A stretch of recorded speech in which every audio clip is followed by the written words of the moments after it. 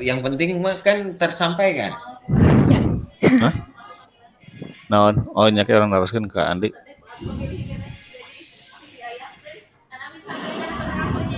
Oh nya nya.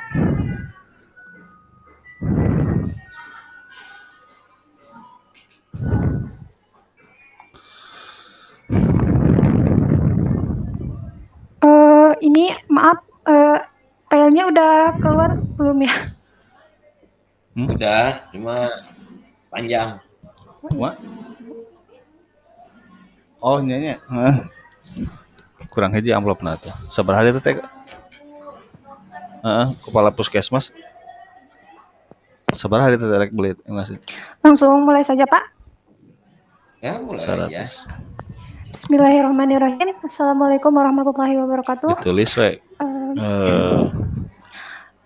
Pertama-tama terima kasih kepada Bapak dosen yang telah memberikan waktunya kepada saya untuk mempresentasikan tugas penelitian ini. Dan mohon maaf sebelumnya apabila nanti dalam pemaparan atau penyampaian dalam metode pemahamannya masih banyak yang kurang atau banyak yang harus dikoreksi. Mungkin langsung saja ke metode, di mana saya di penelitian ini menggunakan metode jenis kualitatif yang bertujuan untuk bertujuan mendeskripsikan data yang dihimpun dari penelusuran sumber kepustakaan.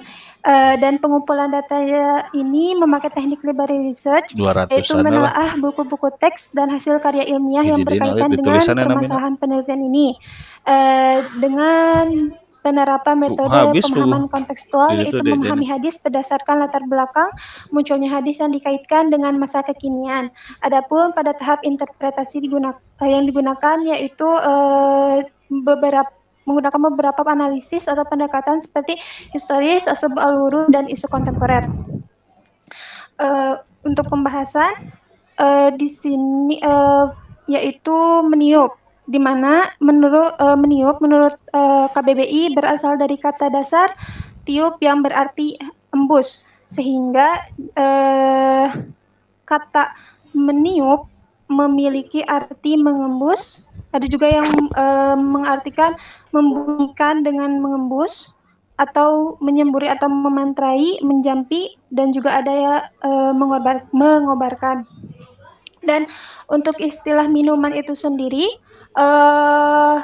minuman yaitu segala sesuatu yang dikonsumsi dan dapat menghilangkan rasa haus pada di tubuh.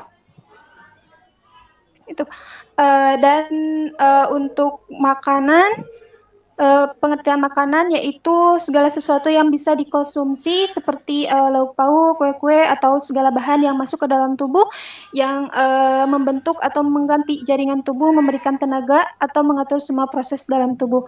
Jadi meniup makanan atau minuman yaitu mengeluarkan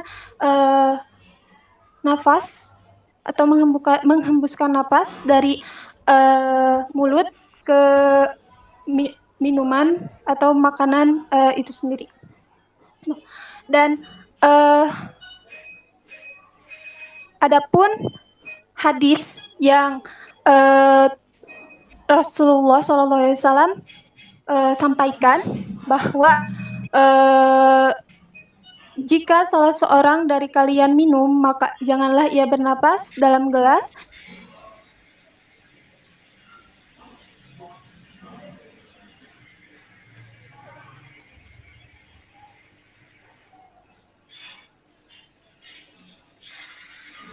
Dan jika masuk ke dalam itu, janganlah dia menyentuh kemaluannya dengan tangan kanannya dan jangan membersihkan dengan tangan kanannya. Apa? Nabi melarang melakukan kegiatan meniup atau bernapas ke dalam bejana ketika minum. Yang mana penelitian ini telah dilakukan oleh para ulama terdahulu, sehingga muncul pemahaman quote. Dan dalam surah Riyadhus Shalihin pun dijelaskan dalam bab adab makan dan minum, menegaskan bahwa dilarangnya meniup atau bernapas ke dalam bejana ketika minum. ketika minum, karena dengan meniup atau bernapas akan menghasilkan udara yang keluar dari mulut itu mengandung sesuatu yang menimbulkan penyakit.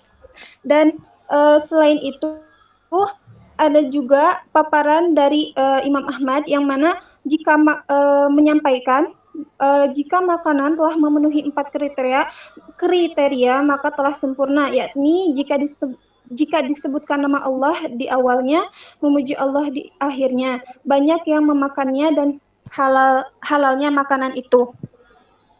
Sehingga kita pahami bahwa larangan meniup atau bernapas ini termasuk adab yang telah dicontohkan oleh Rasulullah SAW. Dan selain itu ada juga dari kitab At-Taisir dari kitab At-Taisir yang menyebutkan di sana bahwa dilarangnya meniup ke dalam makanan yang panas. Karena sesungguhnya meniup makanan akan menghilangkan keberkahan terhadap makanan itu sendiri. Dan adapun dalam kitab adab makan dan minum menyatakan apabila di dalam air terdapat kotoran, maka Nabi menganjurkan untuk menumpahkan sebagian air yang terkena debu atau kotoran itu. Seperti yang telah Nabi sampaikan, yang mana pada saat itu ada seorang pria yang bertanya kepada beliau dengan berkata, "Wahai Rasulullah, kotoran yang ada di dalam minuman seperti serbuk kayu atau lain-lainnya yang ditiup agar keluar." Beliau menjawab, "Tuangkanlah." Jadi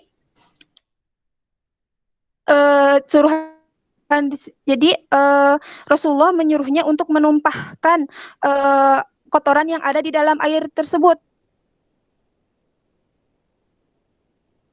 Dan bagaimana dengan hadis yang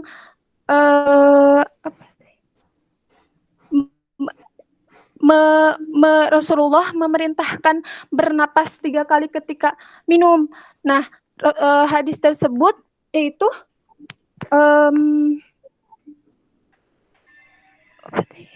bahwa maksud dari hadis tersebut itu Rasulullah memerintahkan bernapas itu di luar bejana, bukan di dalam bejana, karena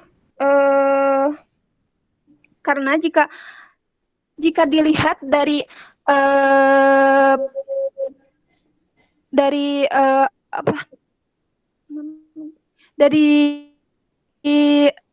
bantuan teknologi juga dari sekarang gitu, bahwa hadis tentang larangan meniup atau bernapas ketika minum dalam bejana ini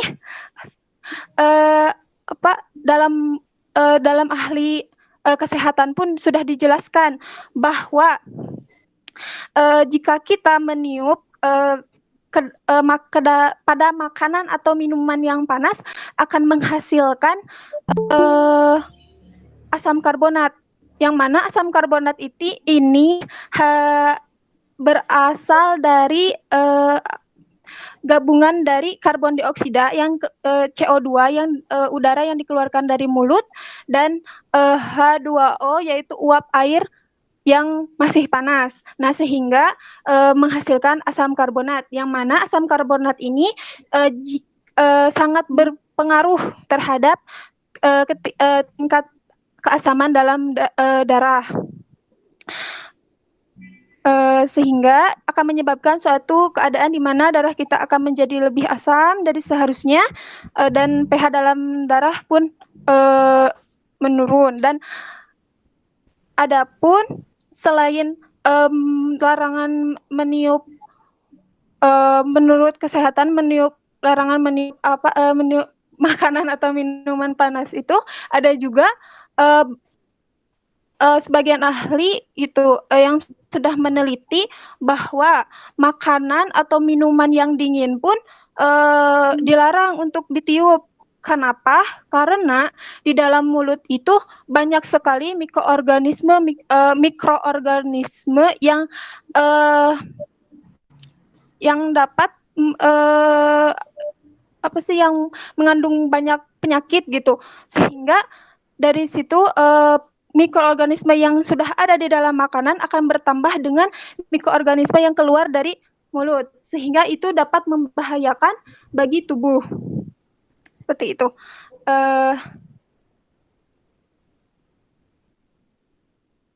Tapi kebanyakan masyarakat sekarang itu lebih banyak melakukan meniup makanan yang panas, terutama saat ingin menyuapi anaknya. Sedangkan itu sudah dijelaskan tadi ya, seperti yang di atas, bahwa meniup makanan yang panas itu tidak diperbolehkan. Seperti itu. Dan mungkin dari naskah di atas dapat dipahami bahwa metode pemahaman modern itu bisa dipahami dengan cara pendekatan ilmiah, yang mana pendekatan ilmiah itu ialah cara pandang terhadap pemahaman hadis melalui pertimbangan-pertimbangan yang logis dan sistematis. Dan banyak, karena jika dilihat banyak juga temuan di bidang sains dan teknologi saat ini akan sangat memungkinkan untuk menggunakan teori-teori atau fakta-fakta ilmiah dalam kajian kontekstual hadis, yang mana hal ini diharapkan berkeberlangsungan ini bukan hanya untuk sekarang saja, tetapi juga bisa terus dilakukan sampai masa-masa yang akan datang. Dan kajian kontekstual hadis semacam ini haruslah dilakukan dengan subjektif dalam rangka pelestarian hadis yang telah diakui keabsahannya oleh para ulama, baik sanad maupun matannya, dan tidak mungkin dibatalkan oleh temuan-temuan sains modern, dalam arti perlu adanya kehati-hatian untuk memahami hadis secara kontekstual dalam kaitan dengan pengkajian kontekstual hadis, dan ulama telah merumuskan suatu standar sebagai barometer dalam menentukan validitas sebuah matan hadis, sekaligus dapat menjadi pertimbangan dalam penggunaan ilmu sains. Dan adapun standar atau tolak ukur yang dimaksud yaitu hadis ini tidak bertentangan dengan petunjuk Al-Quran, tidak bertentangan dengan kebenaran nasional, realitas indrawi, fakta sejarah, dan sunatullah pada alam dan manusia. Mungkin cukup sekian yang bisa saya sampaikan, Pak. Mohon maaf apabila banyak kekurangan dan atau kesalahannya. Terima kasih. Oke. Silahkan, mau digimanain? Mau digimanain? Saya ngikutin.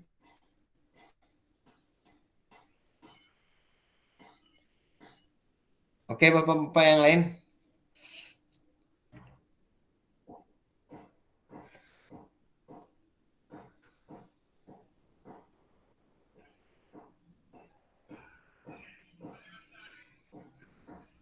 Apa yang ditawarkan Ibu Salma gimana itu?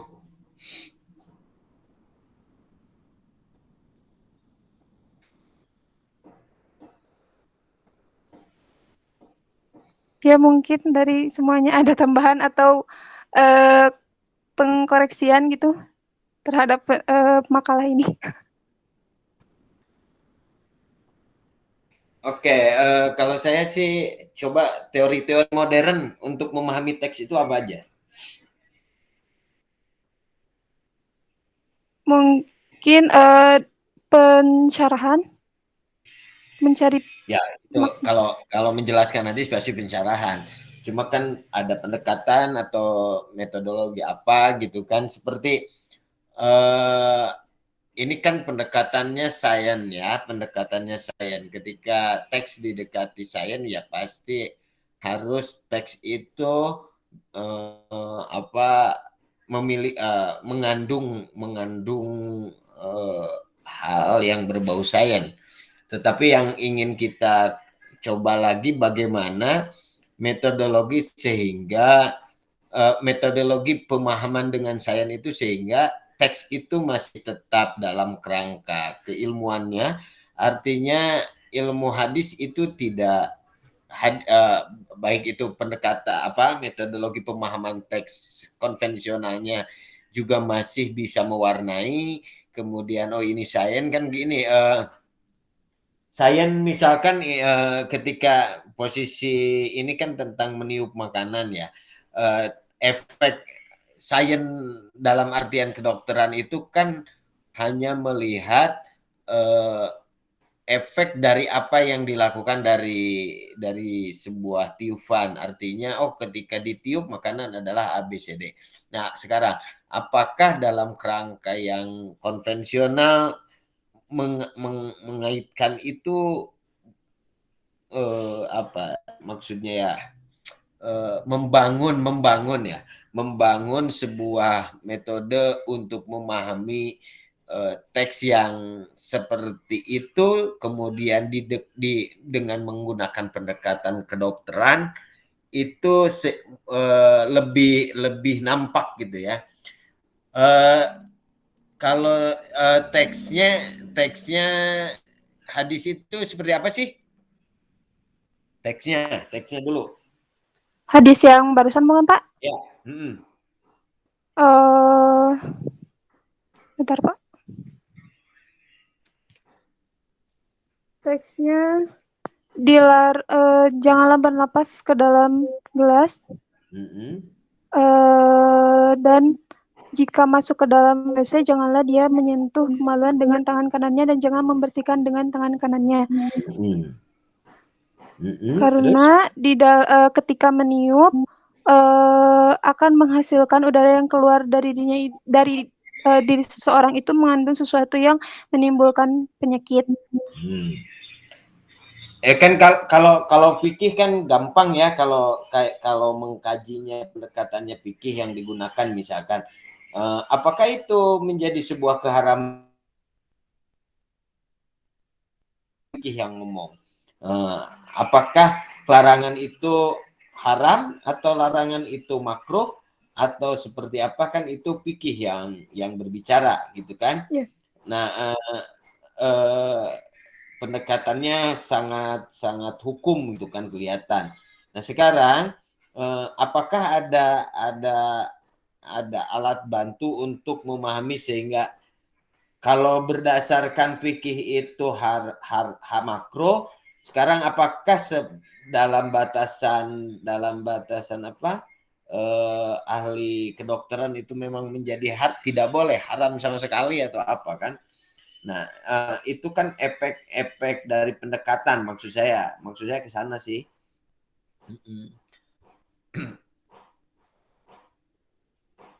Coba ada yang lain yang bisa membantu Bu Salma untuk lebih semakin terang menderang pemahamannya. Ada nggak? Saya tidak, masalahnya gini, di makalah Bu Salma itu belum nampak proses pemahamannya. Itu kan lebih banyak mengelaborasi dari aspek dari pendekatannya, dari pendekatan kedokterannya. Tapi proses untuk pahamnya bahwa itu akhirnya menjadi hadis ini layak gitu. Jadi kan ada batasan nih. Hadis ini tidak, kalau fikih kan layak kan. Kalau fikih layak, kenapa itu ada larangan? Ada larangan. Larangan ini kan didekati oleh fikih, apakah larangan itu bermakna haram, bermakna makruh itu kan, atau bermakna rukhsah atau apapun, prosesnya keluar. Nah, sekarang Bu Salma itu menjelaskan proses sehingga ini tidak kedokteran itu udah ada sih, cuma saya nggak membaca prosesnya gitu, hanya hasil aja yang diceritain. Itu aja sih. Saya ingin kelihatan proses pemahamannya, kenapa harus dipahami dengan cara ini gitu. Kan kalau fikih nggak akan ngomong ini berefek atau tidak ketika itu ditiupkan. Tetapi fikih lebih banyak ngomongnya adalah ini makruh atau haram. Ya, fikih itu pasti ngomongnya ke sana. Tetapi di sains, di pangan atau di kedokteran, proses jika niup itu sampai tidak boleh atau sampai apa, kan nanti kita bisa beri pertimbangan, oh kalau hadis-hadis yang seperti ini lebih baik tidak dengan pendekatan fikih, tapi pendekatannya adalah pendekatan saintis atau baik itu ilmu pangan atau ilmu gizi ataupun ilmu kedokteran lainnya, misalkan bagian kedokteran lainnya. Nah, seperti itu aja. Oke, yang lain silakan, saya kasih seluas-luasnya dulu pada yang lain deh. Atau mungkin ini Pak, tanggapan mungkin ya. Oke. Mungkin kan kalau fikih itu ada hasilnya gitu, ketika memahami hadis dengan pendekatan fikih itu ada hasilnya, yaitu yang hukum atau ya seperti yang tadi Bapak paparkan itu. Tapi mungkin kalau untuk pendekatan saintis itu mungkin hasilnya nanti seperti ketika meniup makanan pada bejana itu akan menghasilkan atau akan mengakibatkan penyakit, mengakibatkan tumbuhnya sel-sel kanker, mungkin seperti itu atau gimana Pak ya? Boleh, nggak apa-apa. Cuma kan proses mengarah ke pemahaman itu kan harus lebih runut ya. Kan kayak fikih kan, fikih itu kenapa ini hukumnya menjadi makro? Oh, dilalahnya dari kata nih, dari ini katanya bukan apa nahyi yang jatuh ke haram gitu kan. Masalahnya masih ada pemahaman ditiup itu masih boleh misalkan, maka bukan pada posisi jadi haram tetapi menjadi makruh, buruk gitu ya, buruk jika melakukan itu, gitu aja. Itu kayak fikih itu kalau yang seperti itu. Prosesnya, kalau saya proses menjadinya itu yang perlu dimunculkan sebenarnya.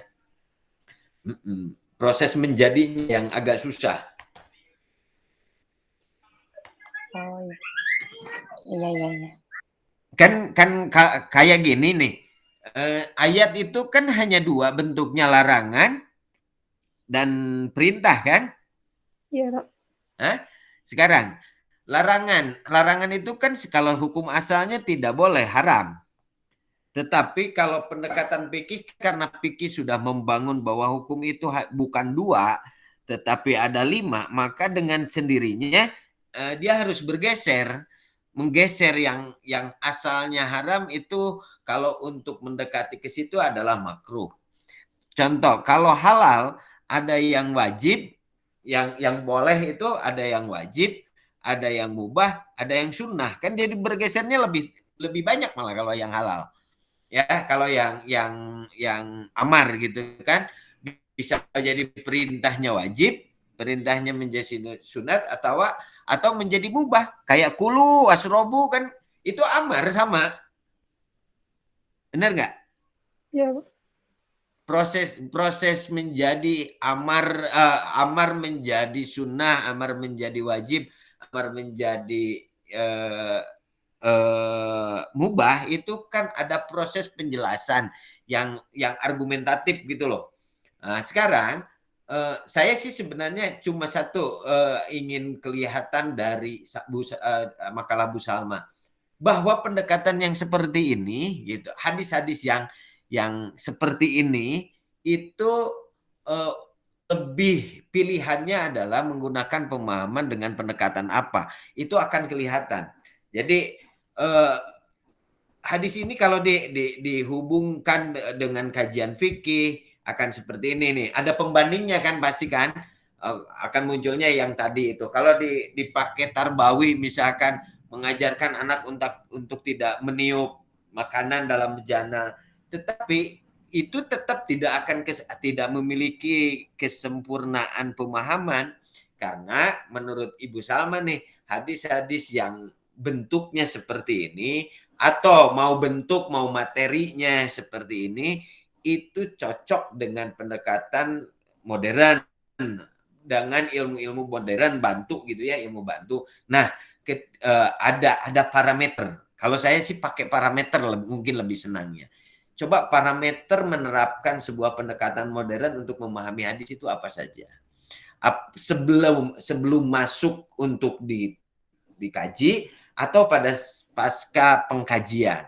Misalkan ketika mengkaji bahwa substansi parameter yang pertama adalah harus jelas bahwa topik ini berkaitan sekali dengan kajian modern. Contoh, ini adalah tentang kesehatan. Itu kan ada ukurannya, mengukur teks pendekatannya kesehatan. Apakah ini hadis ini berkaitan dengan kesehatan atau berkaitan dengan fikih? Gitu, kuatnya di mana? Ya, sebenarnya fikih itu bisa ngikut Pak, kalau kesehatan lebih bagus dalam menjelaskan. Akhirnya ketika pendekatan kesehatan lebih kuat, orang itu pasti akan ngikut keinginan fikih. Ya, akan ngikut keinginan fikih. Contoh, kulu wasrobu makanlah kamu ujungnya walayu janganlah kalian makan dengan berlebih-lebihan. Kalau fikih aja kan hukumnya ke arah makruh, orang masih bisa melakukan ya, karena pilihannya tidak membuat orang takut. Tapi kalau dengan kesehatan misalkan menjelaskan jika makan berlebihan melebihi sekian ukuran karbohidrat, sekian ukuran protein, kan akan berbeda. Nah, ukuran parameternya kan harus jelas bahwa ini bisa diukur oleh pendekatan itu, bisa dipahami dengan pendekatan itu. Mungkin saya lebih ke sana biar orang tidak lagi mempermasalahkan ketika hadis ini dibahas oleh orang-orang kedokteran gitu. Karena yang merasa memiliki itu adalah ahli fikih gitu. Kan kaum lain misalkan mengatakan bahwa meniup itu adalah sunnah. Dari mana sunnah? Fikih aja ngomongnya makruh gitu. Yang makruh untuk sunnah untuk tidak meniup makanan dalam bencana.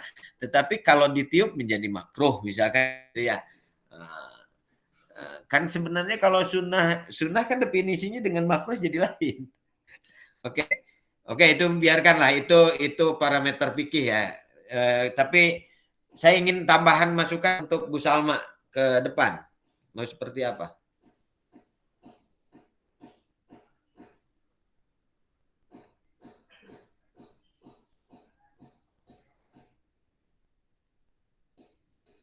Oke, yang lain gimana? Halo Pak, saya Pak. Yuk. Apa kan tadi Teh Salma itu pendekatan modern ya dengan berupa sains gitu. Apa bisa Pak kalau misalkan seperti itu perlu dipaparkan terlebih dahulu tentang syarah dari para ulama sendiri gitu. Jadi dibawanya dari pemahaman ulama dulu, terus misalkan dari entah itu dari takhrijnya, dari kesohihannya dulu misalnya, atau dari syarah ulama seperti apa memaparkan, memahami tentang konteks larangan ini. Nah, setelah itu mungkin baru ke dari pendekatan sainsnya mungkin. Apa bisa seperti itu Pak atau gimana? Bisa, itu malah mungkin memperkaya ya, semakin memperkaya. Salah satunya mungkin dengan cara itu lebih baik. Karena akan memperkaya wawasan dari teks, dari pengkajian teks yang seperti ini. Oke, boleh? Bu Salma tuh dilengkapin seperti itu katanya. Itu akan lebih bagus. Ya, benar. Akan lebih bagus karena lebih kaya.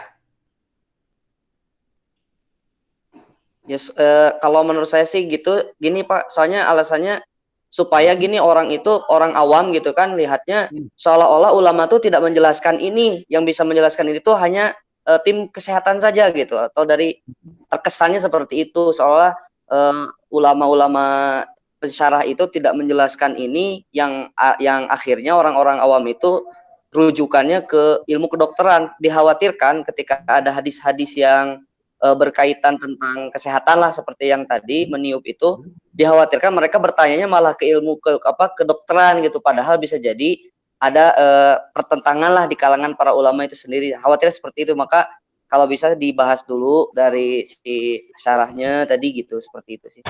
Kalau itu ya, kalau itu baik ya alhamdulillah berarti. Yang lain gimana?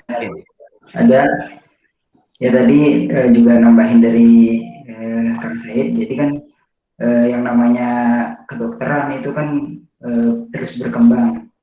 Bisa jadi seperti contohnya yang ada kaitannya juga, mungkin ada kaitannya dengan kesehatan itu, hadis tentang lalat itu, lalat yang hinggap di minuman. Nah, kalau secara kedokteran tempo dulu kan masa langsung diituin. Nah, tapi begitu kedokteran lebih berkembang justru menguatkan hadis itu justru kan. Nah, jadi sebenarnya kan kalau dilihat ya mungkin bisa dibilang kalau hukum yaitu memang tempatnya para fuqaha begitu ya, tapi di sini ada lagi masalah hikmah dari yang apa namanya yang dikandung dari sabda Nabi SAW tersebut ya. Contohnya seperti apa namanya yang tadi meniup bejana, mungkin juga disertakan perkembangan apa namanya teknologi sehingga apa namanya teknologi kedokteran sehingga bisa lebih dalam mengkaji hadis Nabi sehingga ditemukan fakta-fakta yang sangat menguatkan hadis Nabi seperti itu. Oke, ada lagi yang lain? Sok mangga Kang Ilham. Kang Ilham sok duluan.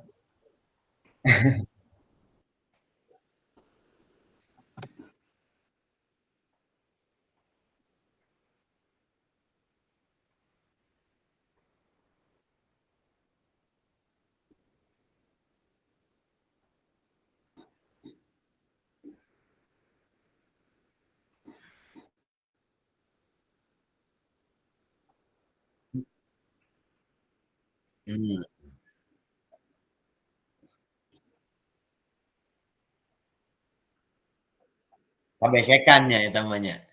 Nah, benar, kebesekan. Bahaya itu, bahaya. Ke paru-paru itu. Oke, bagus tuh, bagus.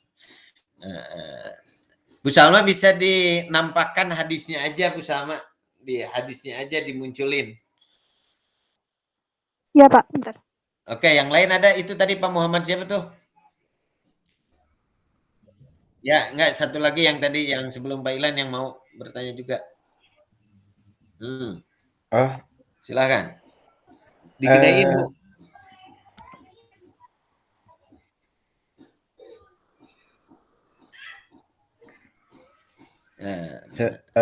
Pertanyaannya gini Pak. Pertanyaannya ke Teh Salma sih. Oke. Kalau asbabul wurud hadis ini apa ya? Soalnya kayak agak-agak berbeda gitu ya. Soalnya gini, dalam hadis Bukhari kan hadis Bukhari nomor 153, apabila kalian minum janganlah bernafas di dalam gelas. Janganlah menyentuh kemaluan dengan tangan kanan. Kenapa ada hubungannya makanan dan kemaluan? Itu bagus pertanyaan tuh.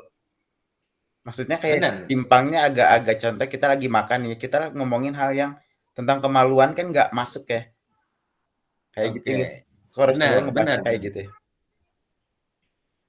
Itu pertanyaan yang tadinya mau saya munculin, tapi udah bagus tuh sama Pak Nasir.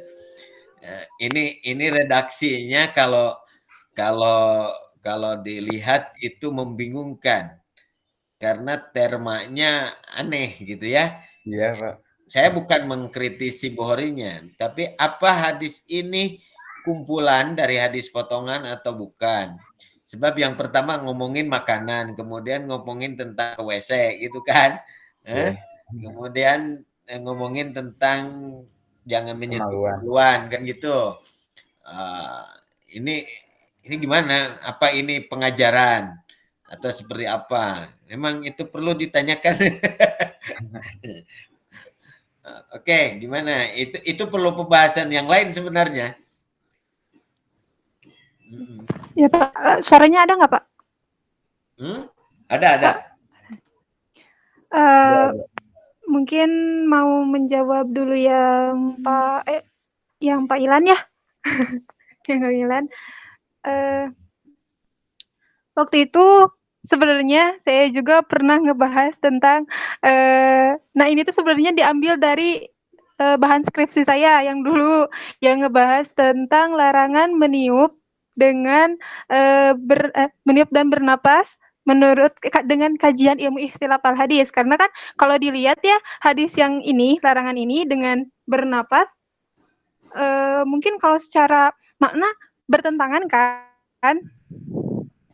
Nah, jadi pas yang saya temukan itu bahwa ternyata bernapas yang yang Rasulullah mensunahkan untuk bernapas 3 kali ketika minum dengan larangan ini itu maknanya berbeda. Kenapa berbeda? Karena jika yang dimaksud dengan kebolehan atau sunahnya dalam bernapas 3 kali dalam minum ketika minum itu, yaitu bernapasnya di luar bejana, bukan di bejana itu langsung gitu. Dan, bukan, maksud Pak Ilan itu apa ya tanafas itu maknanya meniup atau mengambil nafas? Bernapas. Mengambil nafas. Iya.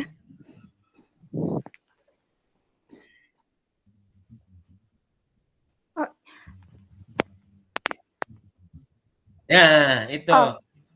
Apakah tidak ada hadis yang lain tentang meniup nggak? Yang bunyinya meniup? Oh, ada Pak, tapi nggak dicantumin di sini. Dan kalau dilihat dari KBBI ya, sebenarnya arti dari bernapas dengan meniup itu hampir sama, artinya menghembuskan. Jadi tidak ada perbedaan. Enggak, kalau saya nih, kalau biasa dalam baca Quran itu tanafus, itu mengambil nafas. Nyarenghap. Menghirup, bukan meniup, menghirup. Tanafus itu menghirup, mengambil nafas. Kalau mengambil nafas dalam gelas, pada saat gelas airnya itu masuk, itu bahaya memang, kesedak. Dan itu paru-paru bisa kena air, bahaya. Nah, makanya tadi benar Pak Ilan itu, apakah hirup atau menghembus? Beda, KBBI itu pasti beda. Ini kan Arab, bahasa kosakatanya dari bahasa Arab dulu. Tanafas itu menghirup atau menghembus. Dari situ nanti berbeda pemahaman berikutnya ya, menghirup sama menghembus. Kalau menghirup itu menarik napasnya. Kalau menghembus mengeluarkan, meniup itu mengeluarkan. Oke, di situ harus lebih diperjelas. Iya, Pak. Operasional penjelasan berikutnya kan dari situ. Akhirnya mengapa kan mencari hikmah, kalau tadi kata Pak Salman. Pak Salman itu hadis ini untuk pendekatan itu kedokterannya mungkin lebih mengarah pada pemaknaan hikmahnya, bukan pada pemahaman teks yang jadi seolah-olah Nabi memahami akibat gitu ya, akibat dari sebuah perbuatan. Ketika kalian kan gitu, ketika kalian minum apakah ini masuk pada kategori hukum atau sebenarnya itu adalah sebuah kehidupan biasa, pola hidup yang biasa aja. Kan bisa jadi kalau sebenarnya udah dipahami memang tidak boleh minum sambil menghirup udara, kan itu perlu menjadi bagian agama atau bukan, kan itu menjadi pertanyaan berikutnya. Ya, kalau istilah Pak Ilan tadi, kalau kesedak mah tekudu make dalil maka kesedak gitu kan istilahnya, kan gitu ya Pak Ilannya.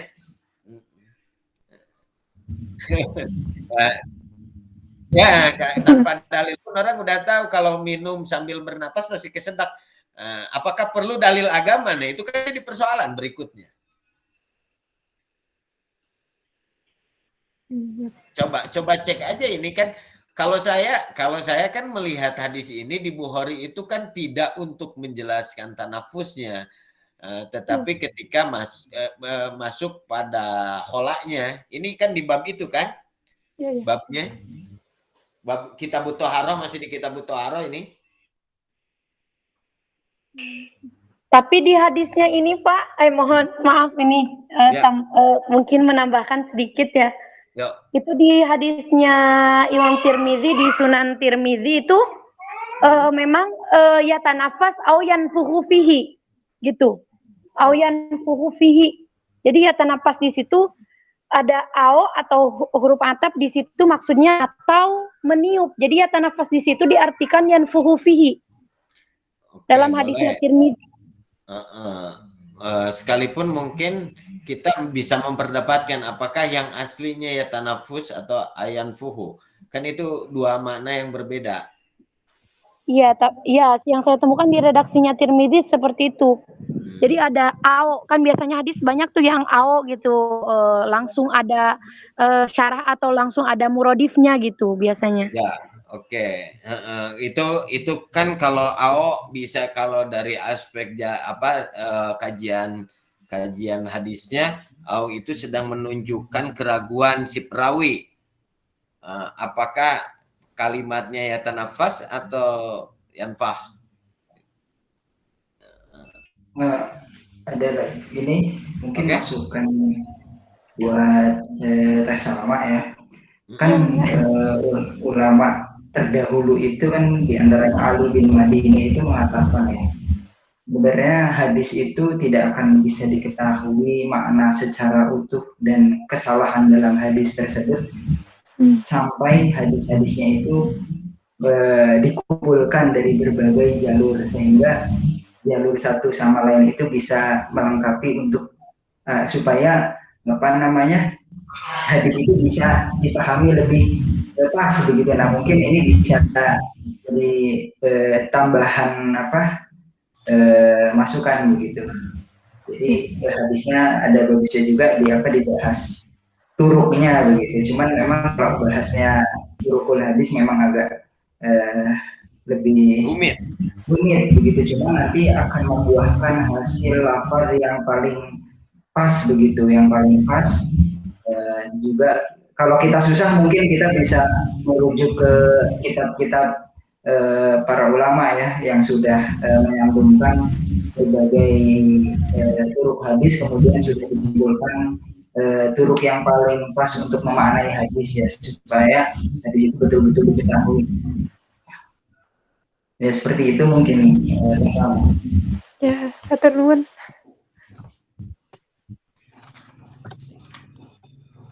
Oke, ada lagi yang lain silahkan.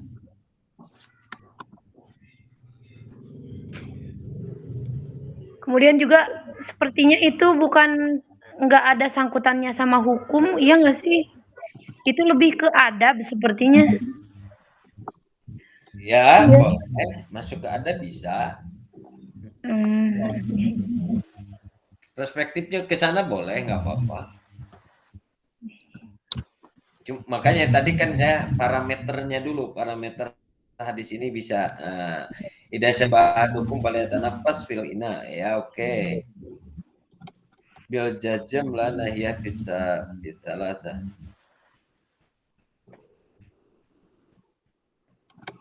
Bisa pala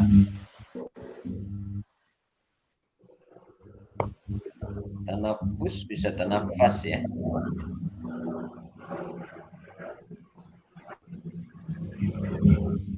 Apa ada yang lain?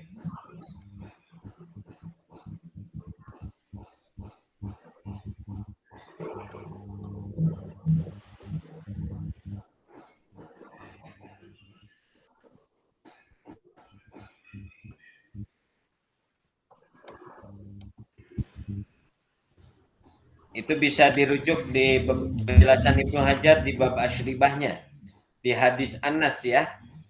itu kan ada, ini kan Abikotadah. Kalau Abikotadah di hadis 149 itu memang Bukhari menyimpan tidak untuk menjelaskan itu, makanya syarah di Fathul Bari nggak muncul. Tapi kalau di bab apa? Di bab Asyribah itu yang riwayat Anas, Ibnu Hajar menjelaskan agak banyak tentang apa itu tanafus gitu ya, atau tanafas dengan tanafus gitu kan, nanti ada yang meriwayatkan tanafasa, ada ya tanafas, ada yang meriwayatkan dengan tanafus. Itu bisa dibaca di Fathul Bari juga. Mungkin para ulama, walaupun mungkin untuk ulama fikih lebih cenderung untuk kefikihannya, ke hukumnya. Tetapi menurut bagian bahwa ini juga bisa untuk kajian adab, apa etika.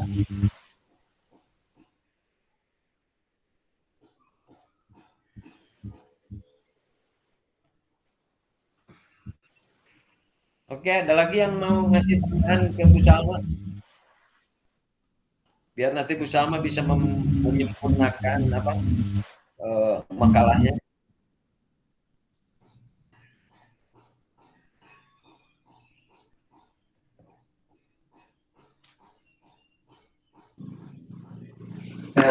Saya mencoba membuka lisan Pak Rob ini ya, tentang makna tanafus sendiri. Di sini ada penjelasan ya. Perkataan Umar, kunna indahu fatanafasa rajulun. Fatanafasa rajulun. Kemudian Ibnu Manzur di sini menjelaskan ay kharaja min tahtihi rihun, keluar dari bawahnya rih, maksudnya mungkin kentut ya. Syabbaha khurujar rih minad dubur bi khurujin nafasi minal fam, diserupakan keluar angin dari dubur ya dengan keluarnya nafas dari fam. Nah, kalau di sini bisa difahami ya, kalau dari pernyataannya Ibnu Manzur, nafas itu mengeluarkan, berarti mengeluarkan ya, mungkin juga termasuk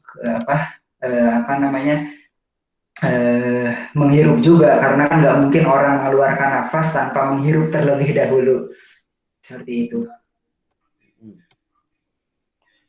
Oke, terus sampai di situ masih, jadi tanafus di sini mengeluarkan begitu, bisa diambil mengeluarkan begitu.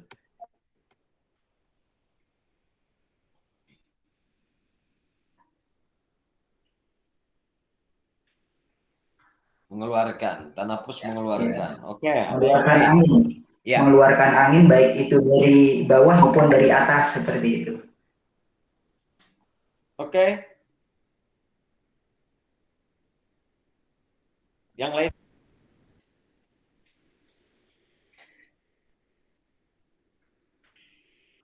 Nah, masukan saya terakhir mungkin ini Bu Salma, Teh Salma ya. Mungkin akan lebih nampak proses pemahamannya itu jika kita mencoba juga merujuk beberapa pakar ketika menjelaskan hadis ini, sehingga akan kita tahu dari berbagai disiplin ilmu. Nanti Bu Salma masuk di penguatan dalam arti karena lebih titik tekannya pada hikmah dari tidak bolehnya tanafus dalam pilina itu. Tanafusnya itu tidak bolehnya, itu nanti ada hikmahnya apa. Karena hikmah itu pasti hanya bisa diketahui oleh mereka yang paham tentang disiplin ilmunya. Ya. Kalau sekarang kalau hukum kan baru sampai tadi lah, apakah itu haram atau makruh gitu kan ya. Tetapi kalau hikmah, kenapa sih Nabi mencoba mengarahkan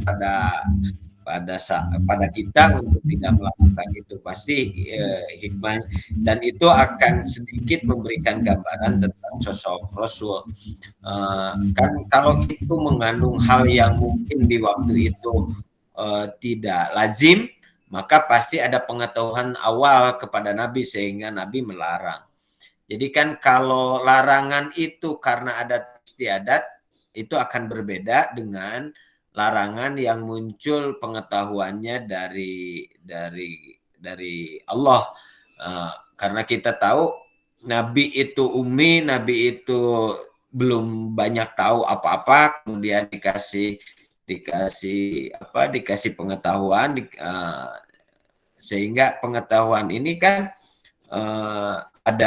harus ada sumbernya. Nah, sumbernya itu kan pasti kalau Nabi dari Allah, kalau memang itu bukan sebuah tradisi, bukan sebuah pola hidup yang sudah biasa. Makanya bakal muncul hikmah di saat dari sebuah perbuatan yang Nabi sendiri waktu itu tidak atau keluar dari kebiasaan di masyarakatnya, itu kalau saya cenderung itu ada pengetahuan. Nah, pengetahuan itu ini sedang menunjukkan bahwa Nabi itu sosok yang memang akan terus pada masa hidupnya itu terus dalam bimbingan Tuhan, ya. Sehingga ada pengetahuan-pengetahuan yang memang tidak lewat Al-Quran, tapi memang muncul di pernyataan-pernyataan kehidupan seperti ini. Kok Nabi tahu dari mana ketika itu dilarang? Kan gitu ya. Kenapa Nabi melarang? Kan pertanyaannya seperti itu. Kenapa kok Nabi melarang tanafus? Pertama, kita akan tahu dulu apakah tanafus itu kebiasaan awal. Kalau kebiasaan dari sebuah tradisi yang buruk, larangan itu cenderung menjadi norma agama, ya, karena ingin berbeda dari kebiasaan yang buruk. Tetapi kalau sebuah petunjuk yang berkaitan dengan kehidupan yang sebelumnya memang tidak ada, berarti ada pengetahuan lain yang diberikan oleh Allah kepada beliau. Kenapa sih Nabi melarang? Itu pertanyaannya kan. Apakah ini untuk menentang atau untuk melawan arus yang ada, atau memang larangan ini adalah perintah? Larangan ini adalah apa istilahnya pengetahuan dari Tuhan untuk dilakukan, untuk dikerjakan. Nah, itu akan ke sana hasilnya. Jadi orang kan hari ini banyak dari berbagai pendekatan kan banyak melakukan penelitian tentang hikmah itu.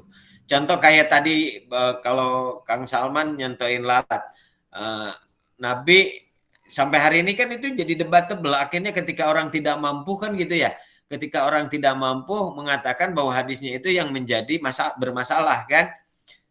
Kalau Ibnu Hajar kan tidak seperti itu. Kita ketika hadis itu dari sisi sumbernya udah hampir tidak ada yang mempermasalahkan karena materinya aja, karena berkaitan dengan lalat, yang mana kita memahami lalat itu adalah gudangnya penyakit.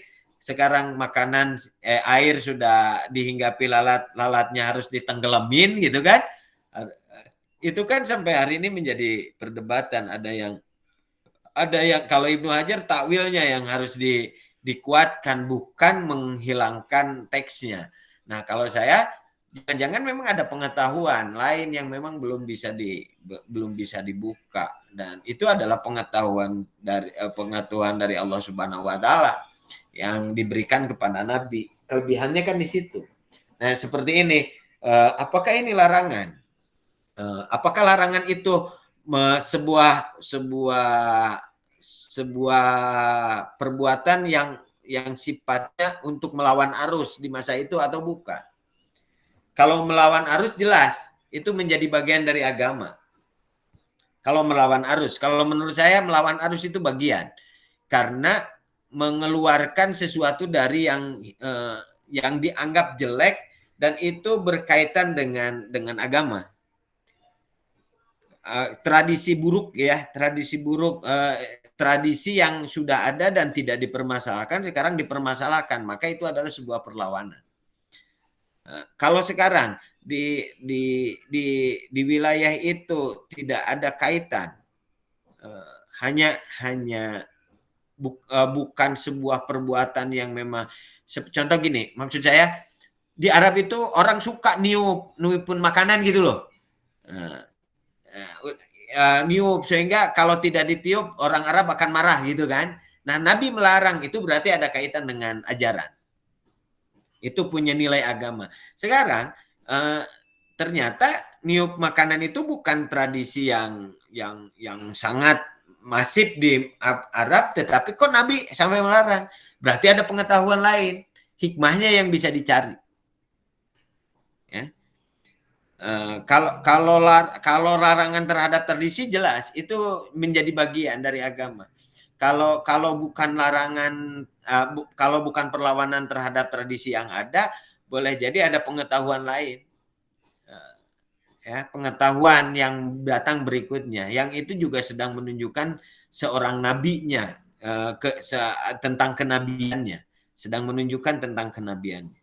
Karena bagi saya rata-rata yang dilarang itu yang biasanya perlawanan.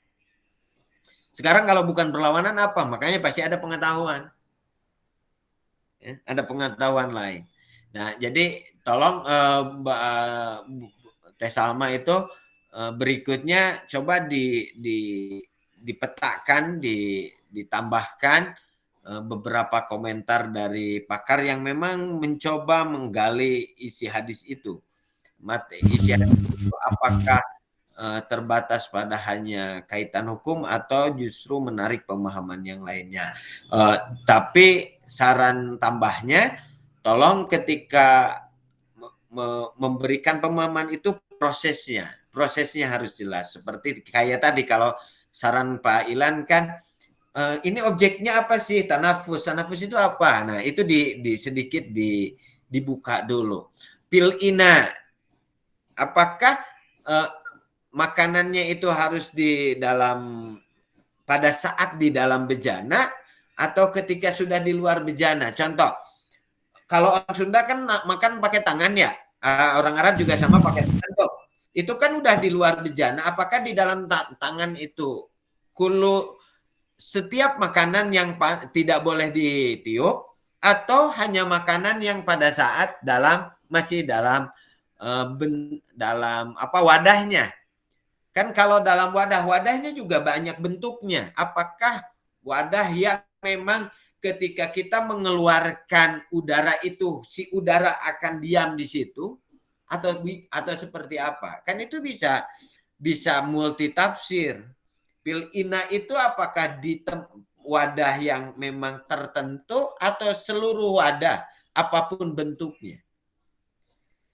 Atau sebenarnya ina itu tidak diperlukan masuk pada substansinya, artinya makanan dimanapun, apakah ketika di dalam wadah atau dalam pegangan tangan itu perlu, ketika ditiup itu menjadi tidak boleh. Kan itu yang menjadi harus semakin jelasnya, ya. Tanafus tadi, kemudian ina-nya juga harus jelas batasan pil inai itu. Ya, apakah tidak terlalangnya itu hanya pada saat di bejana yang berbentuk itu ya, berbentuk khusus atau tidak, kan itu banyak, itu luas mananya. Tadi kan kita banyaknya lebih pada tanafusnya, apakah tanafus saja, apakah sekarang saya tambahin apakah inaknya tidak bisa kita gali, wadahnya itu apa seluruh wadah, apa wadah-wadah tertentu atau bahan-bahan wadah tertentu. atau wadah dari bahan-bahan tertentu kan juga bisa. Walaupun mungkin yang dimaksud pil ina itu kita secara leksikal wadah aja ya. Tetapi kan bisa dikaitkan apakah wadahnya yang berbentuk logam itu kan, apakah plastik bisa mempengaruhi atau tidak, kan itu nanti tetap saintis bisa menggali itu, karena mungkin di masa lalu tidak ada yang menjelaskan tentang karakteristik ina itu ya, tentang karakteristik tanafus misalkan. Nah, teori modern mungkin ada alat yang bisa menambah pemahaman. Kalau saya cenderung kalau pendekatan itu menambah pemahaman. Pil inanya kita gali nih, Bu Salma, pil ina itu ternyata berdasarkan kedokteran yang panas tidak boleh menggunakan logam. Ketika logam ditiup ada karbon, maka ketika antara panas yang ditimbulkan dari logam dengan karbon yang dimunculkan dari paham, maka akan itu kan bukan kita nih. Kita nggak bisa karena bukan ahlinya ya. Itu bisa ahli pangan, bisa ahli kesehatan gitu. Nah, itu maksud saya, coba diperluas ke sana dengan dengan petunjuk dari teks itu seperti apa. Walaupun mungkin teks itu ada 3 kategori ya. Pertama berkaitan dengan makanan, tanafus atau di bejana, yang kemudian ada tentang membasuh dengan tangan kanan gitu ya. Dan lain sebagainya. Teh Salma hanya berkonsentrasi di situ. Itu saja mungkin tambahan dari saya. Yang mudah-mudahan bisa diperbaiki dengan masukan dari beberapa tadi teman. Insya Allah bisa lebih baik. Terserah mau ditambah tadi ikhtilafnya juga terlebih dahulu, yaitu memangga, itu mah pengayaan saja. Oke, untuk minggu depan siapa Pak Ilan?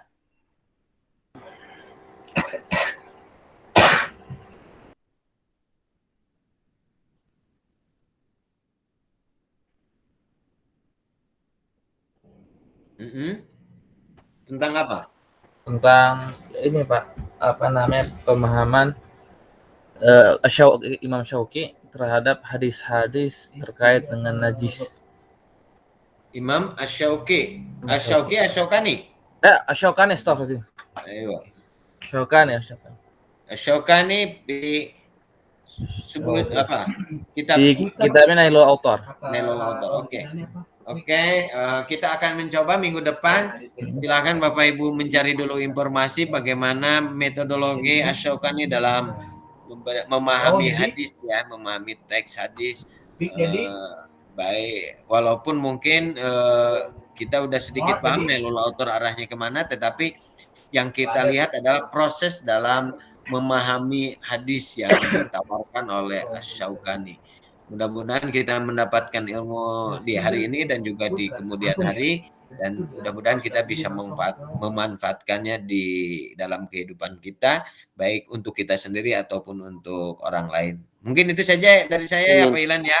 Terima kasih atas segala perhatiannya. Mudah-mudahan kita bisa bertemu di minggu depan. Terima kasih. Amin. Assalamualaikum warahmatullahi wabarakatuh. Waalaikumsalam warahmatullahi wabarakatuh.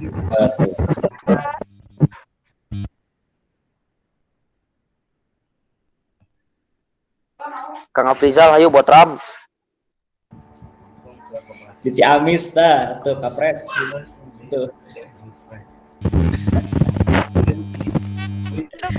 Alhamdulillah hatur nuhun pisan sadayana terus nembihan gitu, soalnya seueur pisan kekiranganna gitu. Oh, luar biasa, menginspirasi ini. Saya gak ada can buat, tapi mungkin nanti saya ngopas lah sebagian dari Teh Salma. Malah ada kedah ngopas pemberian abi kasadayana, dan soalnya abi mah ya Allah masih pami diibaratkan endog mah masih kene tak acan tas acan. Atur nuhun. Teteh mau jadi 0, kabeh mah dina ieu keneh can aya. Kan. Eta Kang Fikri seri wes.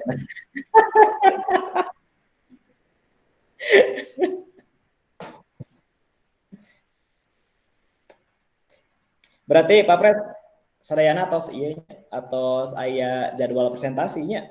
Saya nu terakhir ge eta tos aya temana geuning anu kritik hadis ge.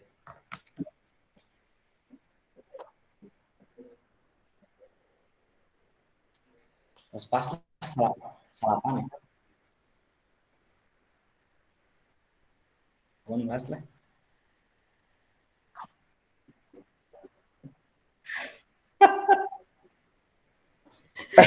Coba kalau yang udah selesai di share dulu atau di grup jadi bisa nyontohan abi teh. Kang Afrijal tan usahan. Ya tuh, cara menang kaos. Iya, sedayana, Pak Yun. Mangga. Ya, mangga sedayana. Assalamualaikum.